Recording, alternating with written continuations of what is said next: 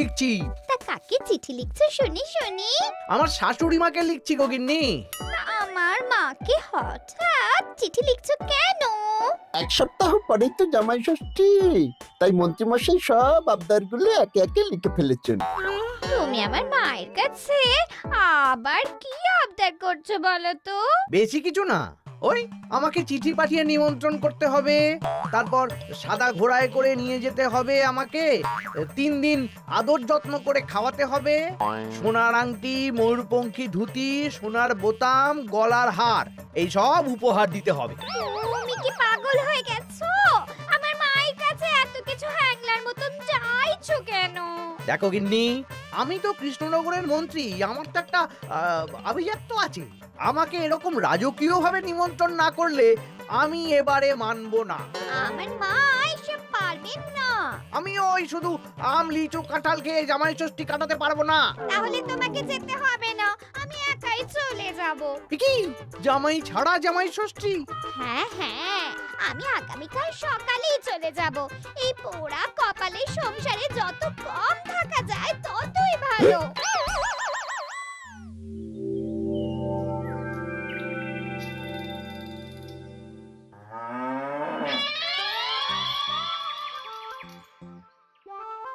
এই চলো চলো চলো চলো।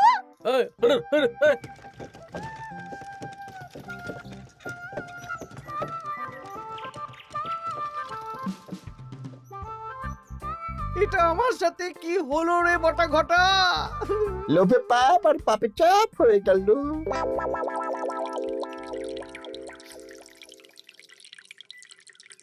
বাহ বাহ, আজ সবাইকেই বেশ খুশি খুশি দেখাচ্ছে।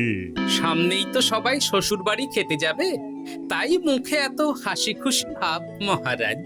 হ্যাঁ, পরের সপ্তাহেই তো জামাই ষষ্ঠী। তা মন্ত্রী, তোমার কি খবর?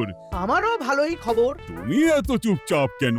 আমার জন্য তো আমার শাশুড়ি মা এলাহি আয়োজন করেন, এবারেও নিশ্চয়ই করছেন। কিন্তু গিন্নিমাকে যে দেখলাম আজকেই আপনার শ্বশুর বাড়ি চলে গেলেন, মুখটাও কেমন ভার ভার ছিল। আপনার সাথে ঝগড়া হয়েছে নাকি? এই না না, ঝগড়া কেন করতে যাব? আমি তো গিন্নির সাথে মিষ্টি সুরে কথা বলি। তা গোপাল, তোমার কি খবর? আমার আর কি মহারাজ, এখন তো আর আমি জামাই ষষ্ঠী যাই না, আমাদের নিজেদের মেয়ে জামাই আছে, তাদের নিয়েই ব্যস্ত থাকি। ও, তাই এবারে তারা আসছে তো? হ্যাঁ, আমার গিন্নি তো তাদের জন্য অনেক ভাবনা চিন্তা করে রেখেছে। ওই আম, কাঁঠাল, লিচু তো আছেই, তার সাথে ওই ইলিশ মাছ, কাতলা মাছ, 5 রকমের সবজি, 2 রকমের ডাল, আরো কত কি। বাবা বাবা, বেশ বেশ, তাহলে তোমাদের সবার জামাই ষষ্ঠীতে ছুটি থাকবে। সব কেনাকাটা করতে হবে তো।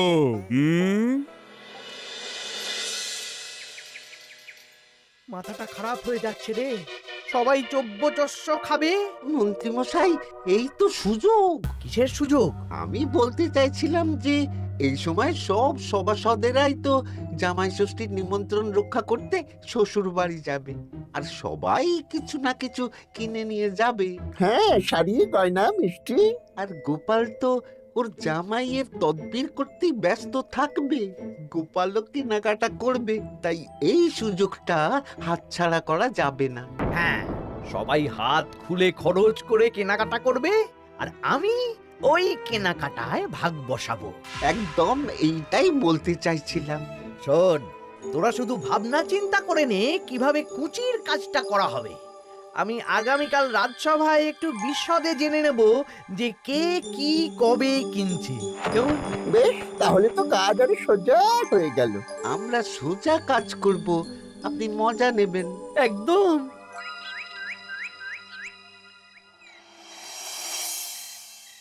এই কি বলছি শোনো না। মুখ চলছে, কান খোলা, বলে ফেলো। আমি আমাদের জামাইয়ের জন্য একটা আংটি আর মেয়ের জন্য একটা নাক ছাবি বায়না করে এসেছি। হ্যাঁ, মানে মানে তুমি আগামীকাল সন্ধ্যাবেলা দাম মিটিয়ে দিয়ে ওগুলো নিয়ে আসবে, কেমন? ওরে বাবারে, কি হলো গো? ষাট ষাট, কি হলো?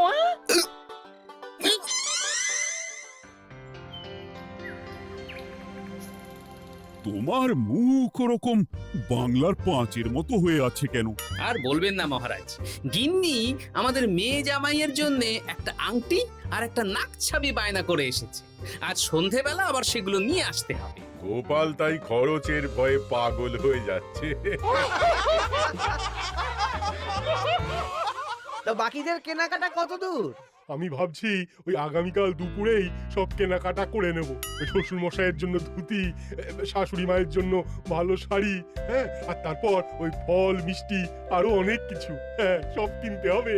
আমি তো ভাবছি আজকেই কিনে রাখবো, সন্ধেবেলা একটু যাওয়ার আছে। আমি তো বিয়ে করিনি, তাই আমার জামাই ষষ্ঠী নেই। আমি তাই হাত গুটিয়ে বসে থাকবো। আর বাকিদের? আমার মহারাজ, বুঝে গেছি তোমরা এখন থেকেই ব্যস্ত হয়ে পড়েছো। ঠিক আছে, তাহলে আমি এখনই ছুটি ঘোষণা করলাম।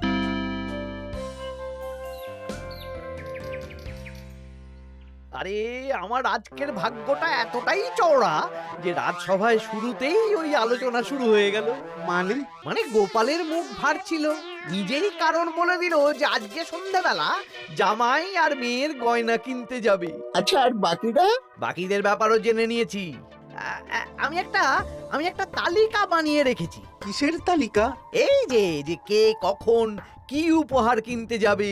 আরে বাস, তোরা দিনে রাতে চুরি কর, বুঝলি, সারা রাজ্যে চুরি কর। রাঘব বোয়ালের খবর তো আমি দিয়েই দিলাম। এর সাথে সাধারণ প্রজাদের ঘরেও চুরি করব? একদম। মন্ত্রীমশাই, এবারে হিসেবটা 50-50 হবে তো? মানে ওই আমরা যা চুরি করে আনবো তার অর্ধেক আপনার আর অর্ধেক আমাদের। কারণ এবারে তো আর গিন্নিমা নেই, তাই আপনার খরচ নেই। এই তোরা কার সাথে কার তুলনা করছিস?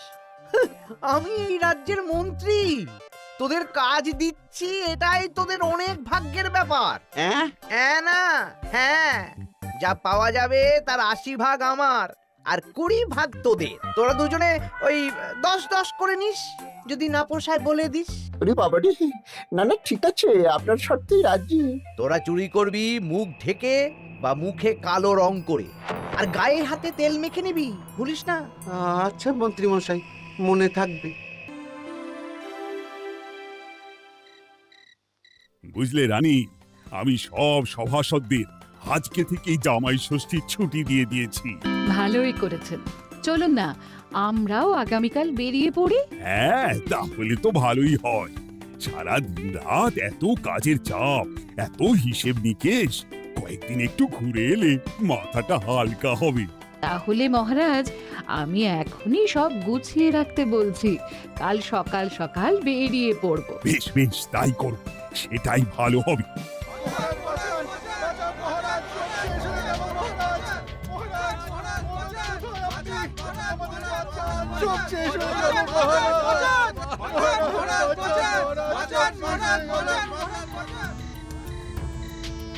আমি তো আমার শ্বশুরের জন্য একটা পাঞ্জাবি কিনে এনেছিলাম, জানলা দিয়ে চোর শিখ বাড়িয়ে ওই নতুন পাঞ্জাবি চুরি করে নিয়ে পালিয়েছে। আমিও একটু আগে ওই দুটো থলে নিয়ে কেনাকাটা করে ফিরছিলাম, তারপর দেখি দুদিক থেকে দুটো কালো মতন মুখের লোক এলো আর ছোঁ করে আমার হাত থেকে দুটো থলে নিয়ে পালালো। ছি ছি সেনাপতি, তুমি না আমাদের রাজ্যের সেনাপতি, আর তোমার হাত থেকে চুরি হয়ে গেল? দুটো চোরকে ধরতে পারলে না? অনেকক্ষণ ছুটে একটা চোরকে ধরে ফেলেছিলাম মহারাজ, কিন্তু ওর হাতে এত তেল মাখানো ছিল যে যেই হাতটা ধরি অমনি পিছলে পালিয়ে যায়। মহারাজ, আমার তো বাড়ি থেকে দুটো পাতা কাঁঠাল নিয়ে পালিয়েছে, সাথে একটা রূপোর বাটি। ভেবেছিলাম এই বছর জামাইকে রূপোর বাটিতে পায়েস খাওয়াবো, কিন্তু সর্বনাশ হয়ে গেল। বলো কি? আমি তো ভাবছিলাম কালকেই নিজের শ্বশুর বাড়ি চলে যাব, কিন্তু এই পরিস্থিতিতে কি করে আর যাব বলো তো? শোনো সেনাপতি, সবাইকে বলে দেবে আগামীকাল রাজসভায় আসতে, আর রাজ্যে সুরক্ষার ব্যবস্থাও বাড়িয়ে দাও। আচ্ছা মহারাজ। বলি দামটা আর একটু কমাও না। না না না, এর চেয়ে কমে দিতে পারবো না। তুমি যা বলছো তাতে শুধু আংটি হবে, কিন্তু নাক ছাবি হবে না। আরে বাবা, আমার এখন হাত টান অবস্থা, তুমি বোঝার চেষ্টা করো।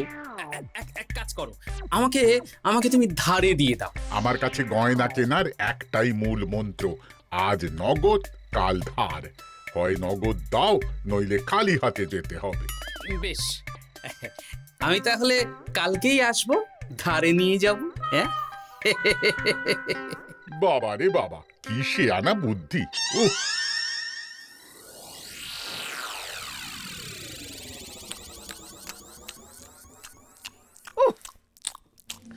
একেই বলে চুরি বিদ্যা বড় বিদ্যা, যদি না পড়ো ধরা। ধরা পড়লেই পড়তে হবে হাতে হাত করা। আজকে সন্ধ্যাবেলা তো গোপালের গয়না কিনতে যাওয়ার কথা ছিল, সেটার কি হলো? ধুর, ও যা কিপটে, ও বলছে ধারে গয়না দিন। আমি তো সাকরার দোকানের বাইরে ঠায় দাঁড়িয়েছিলাম। গোপাল খালি হাতে বাড়ি গেল আর আমিও খালি হাতে চলে এলাম। গোপালের এই চওড়া কপাল! কিন্তু সুযোগ একবার পেলে আমরা হাতছাড়া করব না। হ্যাঁ, তোমাকে যে এত করে বললাম সন্ধেবেলা জামাইয়ের আংটি আর মেয়ের নাক চাবিটা নিয়ে এসো, তা কথা কানে যায়নি নাকি? ও শেখ রাজা দাম চাইলো, তা শুনেই আমার মাথা খারাপ হয়ে গেল। মানেটা কি? শেখরা বলেছে আজ নগদ কাল ধার, তাই আমি কালকে ধারে নিয়ে আসবো। ওহ, তোমাকে নিয়ে আর পারি না। হ্যাঁ, মেলা কথা না বলে খেতে দাও দেখি। দিচ্ছি, তা বলি রাজ্যের খবর কিছু শুনেছো? হ্যাঁ, কি খবর? এই যে আজকে সন্ধেবেলায় অনেক জায়গায় চুরি হয়েছে। হ্যাঁ, বলো কি? হ্যাঁ গো হ্যাঁ, আগামীকাল তোমাদের রাজসভার ছুটি বাতিল। রাজবাড়ি থেকে লোক এসেছিল, জানিয়ে গেছে। ব্যাপারটা কি? বলছি হাত পা ধুয়ে নাও, খেতে বসো। বলছি দাঁড়াও।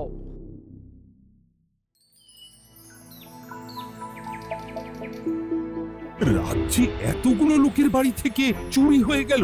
ভগবানের অশেষ করুণা মহারাজ, আমার বাড়ি থেকে এখনো চুরি হয়নি। হয়নি তো কি হয়েছে, হবে। তোমার বাড়িতেও চুরি হবে। বাবা, মন্ত্রীমশাই, আপনি কি আগে থেকেই জানেন নাকি যে আমার বাড়িতেও চুরি হবে? তা চোর কি আপনার মাস্তুতো ভাই নাকি? কি মন্ত্রী, তুমি কি চোরকে চেনো? সত্যি মন্ত্রীমশাই, আপনি চেনেন? চেনেন? না মানে এই চিনি না আসলে, ইয়ে করলাম, মানে আন্দাজ করলাম। কোন যুক্তিতে আন্দাজ করলেন মন্ত্রীমশাই? না আসলে যারা যারা এই বছর জামাই ষষ্ঠীতে যাচ্ছে বা জামাই আদরের আয়োজন করেছে, চোর বেছে বেছে তাদেরই চুরি করছে তো, তাই আর কি। ও, বুঝেছি। এটার সাথে মন্ত্রীমশাইয়ের একটা যোগ থাকলেও থাকতে পারে। আচ্ছা, যে জন্য তোমাদের ডাকা, তোমাদের যে দীর্ঘকালীন জামাই ষষ্ঠী উপলক্ষে ছুটি দিয়েছিলাম, সেটা বাতিল করে শুধুমাত্র জামাই ষষ্ঠীর আগের দিন থেকে জামাই ষষ্ঠীর পরের দিন পর্যন্ত ছুটি থাকবে। আচ্ছা মহারাজ। আর সবাই একটু সাবধানে থেকো, দিনকাল খুব খারাপ। মন্ত্রীমশাই অত জোর দিয়ে কেন বললেন কথাটা? ব্যাপারটা ভেবে চিনতে দেখতে হবে।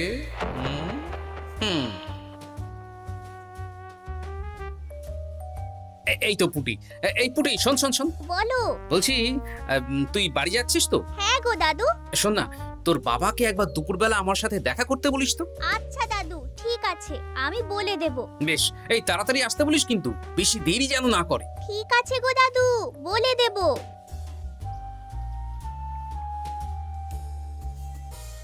এবারে বিজ্ঞানীর বাড়ি একবার যেতে হবে। এটাই কাজ হবে তো বিজ্ঞানী? আলবাত হবে। এই হলো আমার আবিষ্কৃত বিশেষ চুলকানি চূর্ণ। একবার লাগলে 10 ঘন্টা চুলকবে। ঠিক আছে।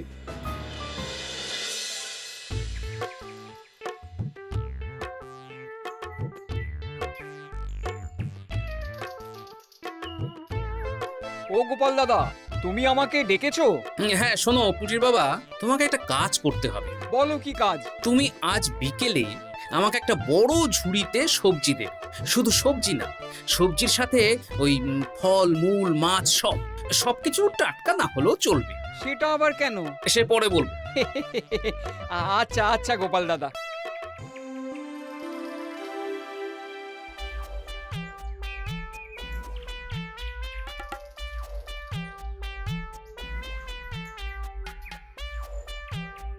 বাবা, পুটির বাবা এত শাক সবজি ফল নিয়ে বাড়ি যাচ্ছ নাকি? না না, গোপাল দাদার বাড়ি যাচ্ছি। জামাই ষষ্ঠীর এলাহি আয়োজন করেছে তো। ও তাই তো, তাই তো। বেশ বেশ, যাও যাও যাও।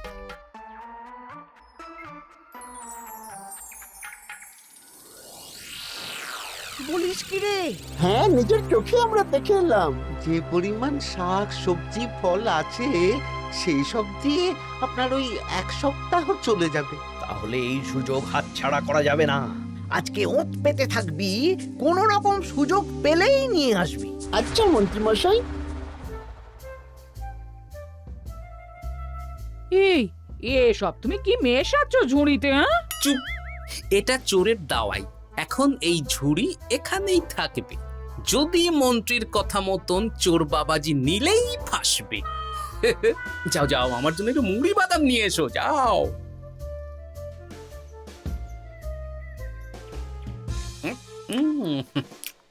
আহা, মুড়ির কি স্বাদ!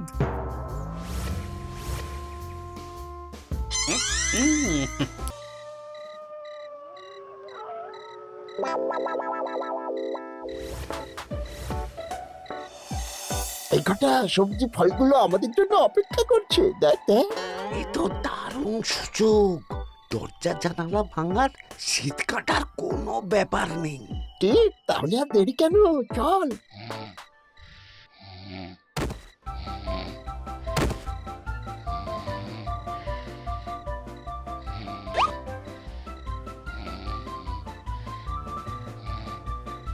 পরিবার কি চুল করছে রে? ওরে বাবা রে, আমারও হাত চুল করছে। পরিবার চুল করছে তো। ওরে বাবা রে। এই কে রে? এই সেরেছে, গোপাল চলে এসেছে। আর পালানোর পথ নেই। এবার আমরা কোথায় যাব? কোথাও যেতে পারবি না। সারা রাত এই উঠোনেই গোল গোল করে ঘুরতে থাক।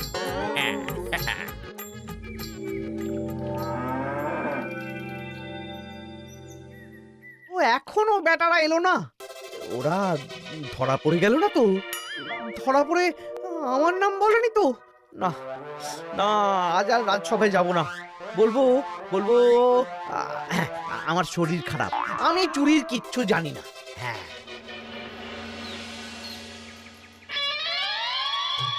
শুধু মন্ত্রী আসেন।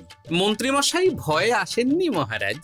মানে? মানে মন্ত্রী মশাইয়ের 2 বিষাক্ত হাত ধরা পড়ে গেছে। এরা দুজনে মন্ত্রী মশাইয়ের নির্দেশে সবার বাড়ি বাড়ি চুরি করেছে, ছিনতাই করেছে। তাহলে আর দেরি কেন? চলুন মন্ত্রীকে ধরে আনি।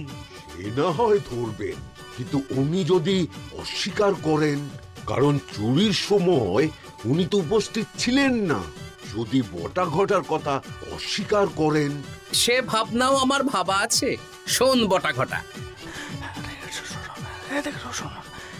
এই তো ভালো বুদ্ধি, চলো সবাই।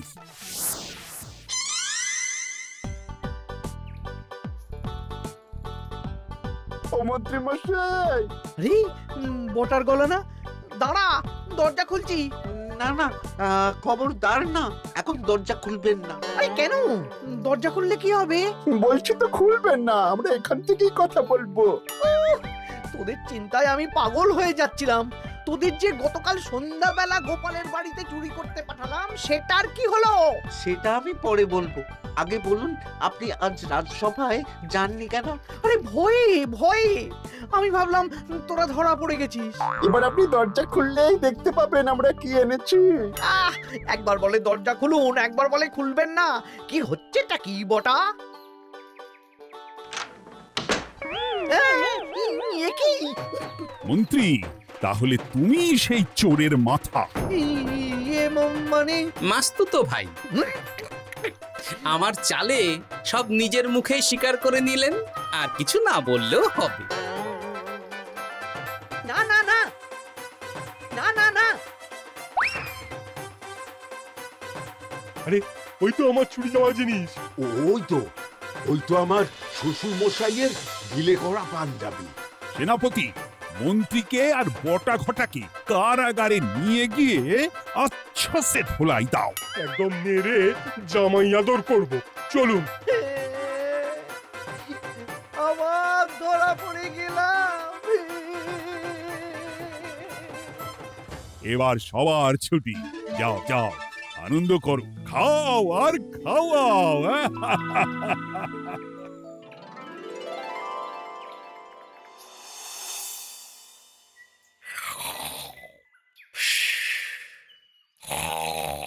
কি গো, বলি বেলা তো অনেক হলো, উঠবে তো নাকি? কাল সারা রাত যা ধকল গেছে, তাই একটু বেশি ঘুমিয়ে পড়েছিলাম। তা বলি ধকল আবার কি? দিব্যি তো ঘুমাচ্ছিলে। সেটা তুমি বুঝলে তো হয়েই যেত গিন্নি। আসলে সামনেই তো জামাই ষষ্ঠী, তার উপর তুমি যা আয়োজন করেছো, সেটার ধকলেই স্বপ্ন দেখছিলাম আর কি।